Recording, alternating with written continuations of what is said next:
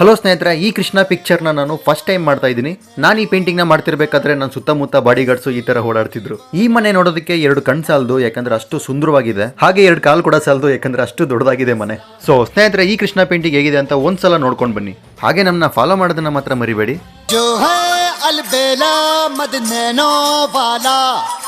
जिसकी दीवानी ब्रिज की हर बाला वो किसना है, वो किसना है, वो किसना है, वो किसना है, किसना है जो है अलबेला मदनैनो वाला, जिसकी दीवानी ब्रिज की हर बाला वो किसना है, वो किसना है, किसना है।